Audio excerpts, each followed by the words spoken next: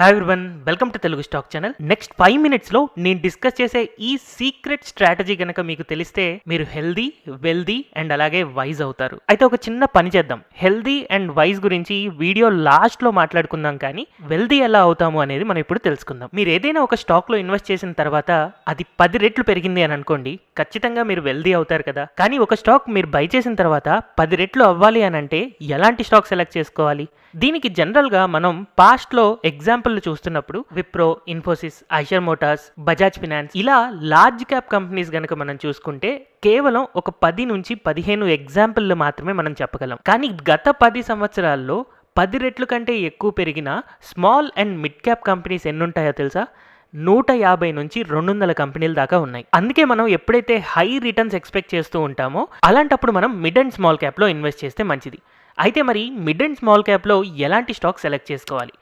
ఏ కంపెనీస్లో అయితే business growth high ఉంటుందో అలాంటి కంపెనీస్ని మనం సెలెక్ట్ చేసుకోవాలి. అయితే స్టాక్ మార్కెట్లో కేవలం హై బిజినెస్ గ్రోత్ ఉన్న స్టాక్సే పెరుగుతాయా అంటే లేదు, లో బిజినెస్ గ్రోత్ ఉన్న స్టాక్స్ కూడా పెరుగుతాయి. కాకపోతే హై బిజినెస్ గ్రోత్ ఉన్న స్టాక్స్ మనకి 20% సిఏజీఆర్ ఇచ్చి 10 సంవత్సరాల్లో 10 రెట్లు రిటర్న్స్ తీసుకురాగలిగితే, లో బిజినెస్ గ్రోత్ ఉన్న కంపెనీస్ 10 సంవత్సరాల్లో డబల్ కానీ ట్రిపుల్ కానీ అంతవరకే అవ్వచ్చు. అంటే సింపుల్గా ఒక ఎఫ్డి రిటర్న్స్ కానీ లేదా బాండ్స్లో ఇన్వెస్ట్ చేసినంత రిటర్న్స్ మాత్రమే ఇవ్వచ్చు. అయితే మరి హై బిజినెస్ గ్రోత్ ఉన్న కంపెనీస్ అనగానే మీరు యూట్యూబ్లో వీడియోస్ చూశారు అని అనుకోండి, ఫండమెంటల్ అనాలిసిస్ చెప్తారు.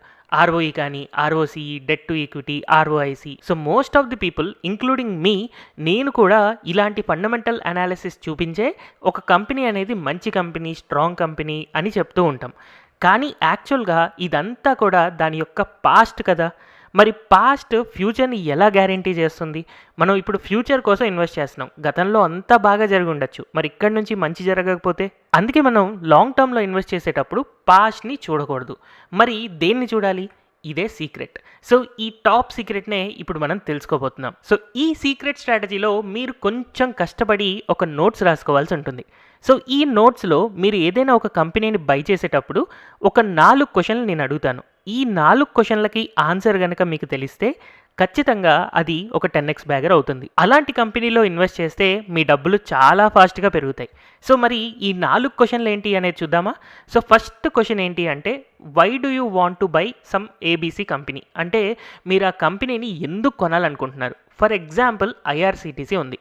ఐఆర్సీటీని మీరు ఎందుకు బై చేస్తారు అని నేను అడిగాను అనుకోండి, మీరు ఎగ్జాంపుల్ ఎలా చెప్పచ్చు? ఇప్పుడు రైల్వే రిజర్వేషన్స్ చేసుకోవాలంటే ఐఆర్సీటీసీ అనేది ఒకటే ఒక్క ప్లాట్ఫామ్. రేపటి రోజున రిజర్వేషన్స్ పెరుగుతూ ఉంటాయి కాబట్టి ఐఆర్సీటీసీ యొక్క బిజినెస్ కూడా పెరుగుతూ ఉంటుంది అని సింపుల్గా చెప్పగలుగుతారు. అలాగే మీరు ఏ కంపెనీని సెలెక్ట్ చేసుకున్నా కూడా ఆ కంపెనీ చేసే పనేంటి, దాని ఫ్యూచర్లో ఎలా పెరుగుతుంది అని చెప్పగలగాలి. అలాంటప్పుడే ఆ కంపెనీని ఫస్ట్ క్రైటీరియాలో మనం సెలెక్ట్ చేసుకోవాలి. తర్వాత సెకండ్ క్వశ్చన్ ఏంటి అంటే, వాట్ ఈజ్ ఇట్ స్పెషాలిటీ? ఇందాక మనం ఐఆర్సీటీసీ గురించి అనుకున్నాం కదా. సో ఐఆర్సీటీసీ లాంటి కంపెనీ ఇంకొకటి ఉందా? లేదు. అదే దాని యొక్క స్పెషాలిటీ.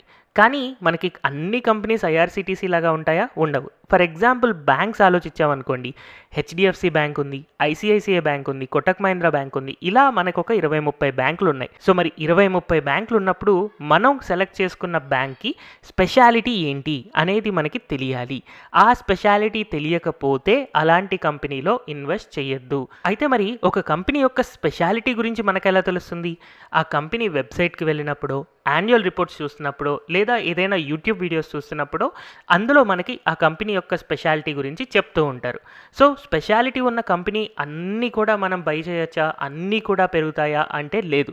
అందుకే మనం నెక్స్ట్ క్వశ్చన్కి వెళ్ళాలి. సో నెక్స్ట్ క్వశ్చన్ ఏంటి అంటే, మనం సెలెక్ట్ చేసుకున్న కంపెనీ దాని కాంపిటీటర్స్ కంపెనీ కంటే కూడా ఎందుకు బెటర్? ఫర్ ఎగ్జాంపుల్ బ్యాంక్స్లో ఎస్ బ్యాంక్ ఉంది, హెచ్డిఎఫ్సి బ్యాంక్ ఉంది. ఈ 2 బ్యాంక్లో ఏది బెటర్ బ్యాంక్? మనం చాలా సింపుల్గా చెప్పగలుగుతాం హెచ్డిఎఫ్సి బ్యాంక్ అని. ఎందుకంటే దాని యొక్క పర్ఫార్మెన్స్ మనకు కళ్ళకు కట్టినట్టుగా కనపడుతుంది. అండ్ అలాగే ఇంకొక ఎగ్జాంపుల్, రిలయన్స్ స్మార్ట్ ఉంది, డీమార్ట్ ఉంది. ఈ రెండిట్లో ఏది బెటర్? ఆబ్వియస్గా డీమార్టే బెటర్. సో ఇలా కంపెనీస్ గురించి మనం స్టడీ చేస్తున్నప్పుడు అది కాంపిటీటర్స్ కంటే ఎందుకు బెటర్ అని మీరు రాయగలిగితేనే అలాంటప్పుడే ఆ కంపెనీని బై చేయాలి. సో ఇలా మనం అన్ని పాజిటివ్ ఫ్యాక్టర్స్ చూస్తూ ఉన్నాం. కానీ యాక్చువల్గా 4th క్వశ్చన్ అనేది చాలా important. What are its risks? ఆ కంపెనీకి ఉన్న రిస్క్ ఏంటి?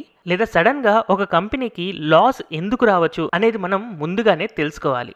జనరల్‌గా మీకు టీసీఎస్ కానీ, ఇన్ఫోసిస్ కానీ ఇలాంటివి చాలా మంచి కంపెనీస్, చాలా మంచి ప్రాఫిటబుల్ కంపెనీస్ అని మనకు తెలుసు. కానీ ఈరోజు డాలర్ వాల్యూ రూ. 82 ఉంది. రేపటి రోజున సడెన్‌గా రూ. 72 లేదా రూ. 62 అయిందనుకోండి, టీసీఎస్, ఇన్ఫోసిస్ చాలా లాసెస్‌లో ఉంటాయి. ఎందుకో తెలుసా? చాలా వరకు టీసీఎస్ కానీ, ఇన్ఫోసిస్ కానీ వాటి యొక్క ఆర్డర్స్ ఏవైతే ఉన్నాయో అవి ఇన్ టర్మ్స్ ఆఫ్ డాలర్ ఉంటుంది. ఎప్పుడైతే డాలర్ వాల్యూ పెరుగుతూ ఉంటుందో, అంటే మన రూపీ వాల్యూ డిప్రిషియేట్ అవుతూ ఉంటుందో, టీసీఎస్కి కానీ, ఇన్ఫోసిస్కి కానీ చాలా పాజిటివ్. కానీ రేపటి రోజున ఎప్పుడైతే డాలర్ వీకెన్ అయ్యి రూపీ స్ట్రెంగ్తన్ అవుతుందో, అలాంటప్పుడు ఇలాంటి ఐటీ కంపెనీస్కి నెగిటివ్ ఉంటుందన్నమాట. సో అందుకని నేను చెప్పాలనుకుంది ఏంటంటే, ఎంత గొప్ప కంపెనీ అయినా కూడా ఖచ్చితంగా దానికంటూ రిస్క్స్ ఉంటాయి, కొన్ని నెగిటివ్ ఫ్యాక్టర్స్ ఉంటాయి. అవేంటో తెలియలేదనుకోండి, రేపటి రోజున ఎప్పుడైతే ఆ స్టాక్ పడుతూ ఉంటుందో, మనకి యూట్యూబ్ ఛానల్స్‌లో, న్యూస్ ఛానల్స్‌లో ఆ నెగిటివ్ పాయింట్‌ని హైలైట్ చేయడం వల్ల మనం భయపడి ఆ స్టాక్‌ని ఎగ్జిట్ అయిపోతూ ఉంటాం. బట్ ఆ నెగిటివ్ ఫ్యాక్టర్స్ ముందే తెలుసనుకోండి, అలాంటప్పుడు మనం ఎలాంటి కంగారు పడం. ఓకే, ఇది నాకు తెలిసిందే, బట్ ఇది ఎక్కువ టైం ఉండదు, మళ్ళీ రికవర్ అవుతుంది అని చెప్పి మళ్ళీ దాన్ని యావరేజ్ చేసుకొని యాడ్ చేసుకోవడానికి ట్రై చేస్తూ ఉంటాం. సో ఇలా మీరు గనక ఈ 4 క్వశ్చన్లకి ఆన్సర్ ఒక బుక్ మీద రాసి తర్వాత షేర్‌ని బై చేయండి. అది ఎందుకు 10x రిటర్న్స్ ఇవ్వదో నేను కూడా చూస్తాను. అయితే ఈ 4 క్వశ్చన్లతో అవ్వలేదు. Top secret question, 5th question ఇంకొకటి ఉంది. సో ఆ 5th క్వశ్చన్ ఏంటి అంటే, why you will not sell the stock even if it falls 50%. అంటే మీరు కొన్న స్టాక్ 50% పడ్డా కూడా మీరు ఎందుకు అమ్మరు? ఈ పాయింట్ గనక మీకు ఆన్సర్ తెలిసింది అని అంటే, అలాంటప్పుడు ఆ కంపెనీ ది బెస్ట్ కంపెనీ అవుతుంది. 50% పడితే నేను ఇంకా హ్యాపీగా కొనుక్కుంటేనే కానీ నేనైతే భయపడను అని మీరు ఏదైతే స్టాక్ అనుకుంటున్నారో, అలాంటి స్టాక్ ఖచ్చితంగా ఫ్యూచర్లో చాలా మంచి రిటర్న్స్ ఇస్తుంది. సో ఇలా మీరు ఏ స్టాక్ కొంటున్నా కూడా ఈ క్వశ్చన్స్కి ఆన్సర్ చేస్తున్నారు అని అంటే ఖచ్చితంగా మీరు వెల్దీ అవుతారు. అండ్ ఎలాంటి మెంటల్ టెన్షన్ లేకుండా స్టాక్ మార్కెట్ అప్ అవుతుందా, డౌన్ అవుతుందా, నిఫ్టీ పెరుగుతుందా, బ్యాంక్ నిఫ్టీ పడుతుందా, ఇలాంటివి ఏమీ పట్టించుకోకుండా మీ డబ్బులు పెరుగుతూ ఉంటాయి. కాబట్టి ఎలాంటి టెన్షన్ లేకపోవడం వల్ల బీపీలు, షుగర్లు రాకుండా హెల్తీగా ఉంటారు.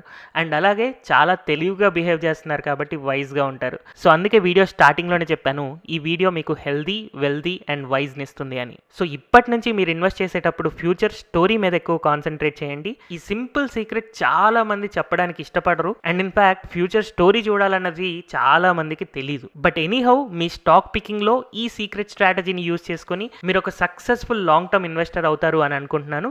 Thank you everyone for watching this video.